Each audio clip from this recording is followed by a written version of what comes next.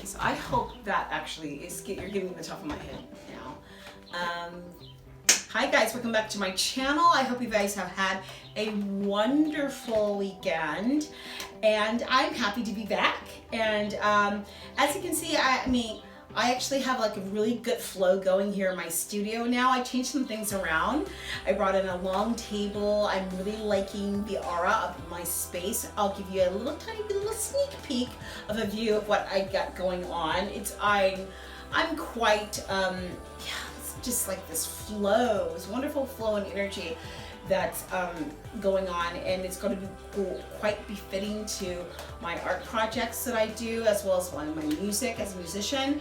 And yes, and quite excited about that. So today we are going to be doing, yes, I'm going to show you how I draw from my imagination. Normally, I don't draw from my imagination.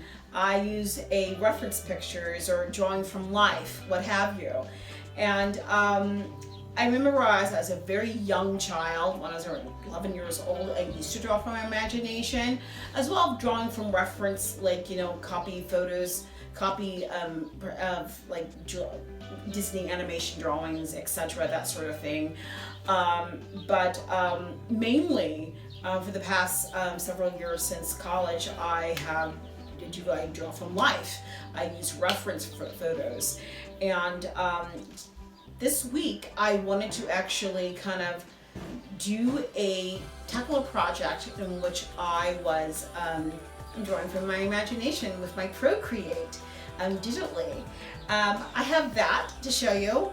Also, I wanted to share with you some of the projects that I've been working on that I'm not able to show speed paintings to you like I normally show, like my artwork that I work on, speed paintings, whether it's like digital paintings or like watercolor pencil drawings that I've been showing you. I'm not able to actually show that to you speed painting wise because of the camera, that whole speed painting process or speed drawing process, because I'm waiting for it to get a DSLR camera that can shoot in 30-minute blocks, opposed to on my iPhone and iPad devices where I'm only able to shoot like 2 to 3 to 5 minutes, and then it takes up all of the space on my device, and it's a back-to-back corner situation where I can't do that yet. But what I will do for you today is kind of give you a montage, or more or less like just kind of show you like just some of the pieces that I have been working on and that are in WIP in process, and just to kind of give you a glimpse into that, my oil pastels, my oil on canvas, and I'm excited about that. So let's get going. Okay, so up first, y'all, this is actually one of the projects I just started working on I'd say about 3 days ago. This is actually part of my Hunter series, and I'm working in oil pastels on tonal paper. I really enjoy working with oil pastels. I will tell you, in the past, even in the recent past, I really wasn't sure about oil pastels, and they weren't like my most favorite medium that I've actually worked in, but I think it could be because I just really didn't give it a running chance. I didn't spend too much time with it, but then just looking at other some other contemporary artists who do work in oil pastels, as far as like realism is concerned, I really like the effect that you can get out of oil pastels in doing realism. And so this is one of my projects that I am doing. for this part of the series I'm doing. It's called My Hunter series, and it's particularly just kind of based on just really interesting looking people who are dressed in, like, you know, old, like antiquity, like, you know, just garbs, armor. It could be Viking, it could be early medieval period, what have you. And this one is actually entitled The Wolf Hunter. She is a little girl who happens to be a wolf hunter, and I actually really like how it's going. And I will tell you, I just I think it was like about like a month ago, I bought some Faber-Castells oil pastels, and oh my god, I'm telling you guys, they are just wonderful. I was pleasantly surprised what the Faber-Castell oil pastels can do as far as blending in skin tones, complexions, that sort of thing. So I'm really happy about that. I mean, I'm telling you, they are actually more on they're a little bit of a higher end brand. I do have some other brands of oil pastels, and you know what? I'm going to get them out and show you. I will show you that actually after I go through this one. So, yeah, sorry I kind of got a rabbit trail. So yeah, I really like how the complexions and the skin tones are just kind of these just buttery effect that's going on, and I really like that. I'm actually quite pleased with that. I'm not finished with this one piece. I have probably about like a couple more hours on this one to complete, and so I'm happy about that. Moving on to the next one. This is actually another one from the Warrior series, but I wanted to show you. I don't know if I mentioned, like, the tonal paper that I'm using is like a beige tonal paper, and it's from Strathmore Pad. You can pick these up at your local art store, Michael's, Hobby Lobby, etc., Amazon, online, Dick Blick, Jerry Art Ramas, the whole gamma. So this is, I want to say I spent like about 3 or 4 days on this one. Again, I really enjoyed painting this one. I mean, I'm enjoying this process of the one that I'm working on now, which is the little girl, Wolf Hunter, and this one. Oh my gosh. I'm having so much fun with oil pastels, guys. And my primary medium has been oil on canvas, but now, oh my gosh, guys, I don't know if you've watched the other video from last week with the sketchbook tour, or actually no, the one before that, the my studio art tour, where I kind of showed you guys like all of some of the color pencils and oil pastels. I'm just able to kind of just really have the luxury to go out and to purchase from my Christmas money that I got, and I'm quite happy with like how this is going. I'm having lots of fun with this. Look at again the skin tones, the complexions, just like the armor. You know, I'm just getting out a lot of that. You know, I mean, yeah, I'm happy. I'm happy with that. Now, and you guys can find these images on my Instagram page. This would actually be on my illustration. Both of these oil pastels will be on my illustration and drawing Instagram page. Okay, moving on. Okay, this is my painting, my Geisha Girl painting that I started about a month ago. There is a video, and I can put the link to the video below, a tutorial that I was kind of showing you the beginnings of this painting, just giving you like a sneak of a preview glimpse into working on this painting. And like I said before at the beginning of the video, I'm not able to show you like a good time-lapse progression video of this because I simply just don't have the room on my devices to have 30-minute to a 1 hour, bits and bunches of videos. So I'm waiting for my DSLR camera, and hopefully within the next week or two I'll be purchasing that. And but this one is my finished or almost nearly completed geisha girl painting. This is a commission piece for a client, a dear client of ours that's close to the family, that he wanted a painting of a geisha girl. And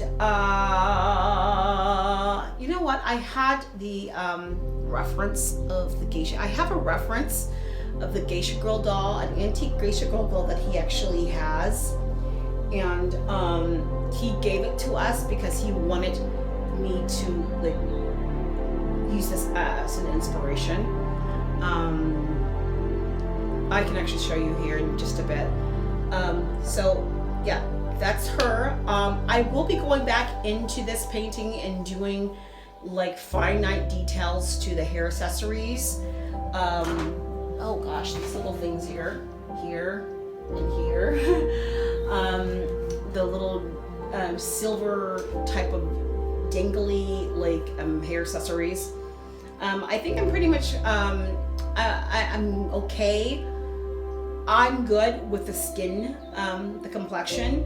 I found doing this skin complexion of the geisha girl, it's interesting because if you know of anything about, all the geisha girls, they wear these, this makeup, very heavily opaque white makeup over their skin. And so in painting anyone, say clowns or whatnot, or even geisha girls that wear heavily applied theatrical makeup or circus whatnot, there's from the circus, a Cirque du Soleil type of a character, and you're painting them, drawing them, it's kind of really somewhat difficult to get into the nitty-gritty of what their true features, pores, complexions are, because it is covered up with makeup, and you kind of have to just do you're painting a picture of them in makeup. So it's not so much of they're painting their complexion, their true complexion, but makeup. So because I don't usually paint people with a lot of theatrical makeup. It's more or less, it's very raw, natural, to the bone. But I found this to be a really pleasurable experience in doing so, and I'm happy the way it came out. And like I said before, I'm going to go back into the accessories, and moving on to the next one. Okay. Next and final one. This one is actually going to go with the this is a painting where, for my client that actually asked for the geisha girl, well, I'm doing a little extra one for him. Now this one is not exactly, I would say, a prototype of a geisha girl. This is more of a say a samurai, I'm going to say a samurai / former geisha girl who still has on, wears this very pale, opaque makeup. But the thing, her backstory is that she's taking off all of her hair accessories. She's decided that she does not want to be a geisha girl anymore, and she's transitioning into this samurai warrior princess, so to speak. And but she still has that remnant of trace of geisha makeup on. So that is the backstory for this painting, and I just made that up. I did just to kind of give me something to work on as far as building, and I do that with a lot of my paintings. I make backstories for a lot of my subject paintings that I do, or a lot of my work that I do for. And so I'm going to be giving this painting along with this the geisha girl painting, and that is just he's not really it's like an extra. and an extra little work piece that he could actually have. I mean, this family friend of ours, he's just amazing. He's just so incredible, just have a heart of gold. And like, this is actually a special little project that I am doing for him. And so I think it's just like on a case-by-case basis that I do. Sometimes I do that. I kind of add like an extra little piece of artwork or a painting, just depending on, you know, the person or whatnot. It depends. So I'm glad, I'm happy how this came out. You can actually see both of these paintings on my figurative painting account on Instagram, and will leave the link down below in the description box. Okay. Now, let's move on. So guys, this is going to be just a quick little video of how I actually draw from my imagination, and not using a reference, not using a picture, not using nothing. I mean, just coming from my portal, my glorious portal. The good Lord gave me. Thank you, Lord. So, you know, starting off doing this, you know, and this is something that I learned from a drawing class years ago, when you are drawing from just imagination, is the important thing about drawing from imagination, and you have no reference, is that you as you can see what I'm doing here, as I'm drawing just organic shapes on the paper, organic shapes. And this is actually a speed drawing, and saying that, or speed drawing and speed painting. But as you can see, these organic shapes that I am drawing, round shapes, you know, geometric shapes, you know, but more or less organic shapes.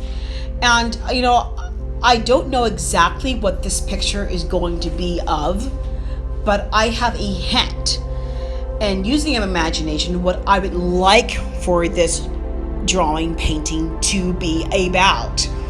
You hear that? A hint. I've got a clue, but I don't have these architectural schematic designs in front of me. I have this small little glimmer of a pinhole that I'm grasping from my mind, my imagination, and I'm building on that, if that makes any sense. So as you can see here, I'm just adding color, I'm adding some shapes and forms, and now those shapes and forms have become someone looking like a figure, even perhaps a woman, which is, you know, you can see that now I'm shaping up for the eyes, and the face is coming together. This is a slow build. It's like a gardener. I'm approaching this as a gardener, not an architect, if that makes any sense. And you know, a lot of people think, you know, oh my gosh, I think this kind of thing can scare people.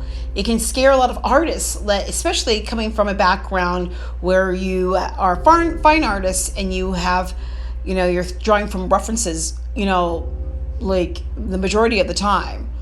You know, you have a light drawing, you have to draw from a model that's there in the class, or a still life.